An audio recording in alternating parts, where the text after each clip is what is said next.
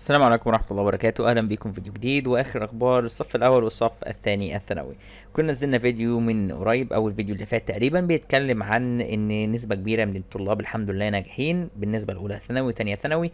وكمان قلنا إن نتيجة إن شاء الله تظهر بعد العيد، وخلاص العيد خلص الحمد لله، فالنتيجة هتظهر بعد ساعات. فبالتالي وزارة التربية والتعليم بتطلع بيان وبتقول فيه: أكد مصدر مسؤول بوزارة التربية والتعليم الفني أن الوزارة تستعد لإعلان نتائج الصفين الأول والثاني الثانوي بعد انتهاء إجازة عيد الفطر المبارك، وأوضح أن مرحلة التصحيح قد انتهت. يعني إيه؟ يعني هم خلاص كده صححوا كل الامتحانات من أولها لآخرها بالنسبة لأولى ثانوي وتانية ثانوي، وأن الوزارة الآن في مرحلة المراجعة وتجميع درجات الطلاب.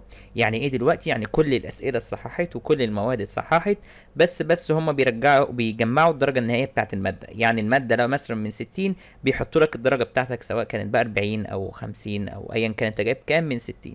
تمام كده؟ يعني الماده كلها اتصححت، كل سؤال خدت عليه درجته، بس هم بيجمعوهم في الاخر. يعني بمعنى اصح هم خلصوا كل حاجه، ناقص بس الاعلان.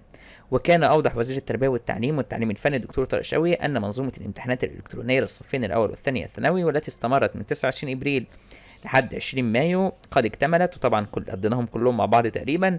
كما أكد شوقي أن الوزارة نجحت في إتمام 10 ملايين و420 ألف امتحان إلكتروني خلال هذه الفترة لمجموع مليون و155 ألف طالب في منازلهم، حيث تعلن النتائج بعد إجازة عيد الفطر المبارك. وزي ما قلنا خلاص الحمد لله اجازة عيد الفطر خلصت والعيد خلص، وكمان خلال ساعات بكرة او بعده بالكتير او كمان ممكن النهاردة بالليل يكون النتيجة ظهرت بشكل كامل لطلاب اولى ثانوي وتانية ثانوي. احنا هننزل لكم كل حاجة اول باول، هنزل لكم النتيجة على الموقع بتاعنا اللينك بتاعه اسف في الديسكريبشن، فيا ريت تتأكد كل شوية وتخش عشان هتنزل هناك قبل ما هننزلها على القناة، وهنزلها على القناة فور نزولها ان شاء الله، وهنزل لكم اللينك الرسمي اللي هتجيبوا منه النتيجة.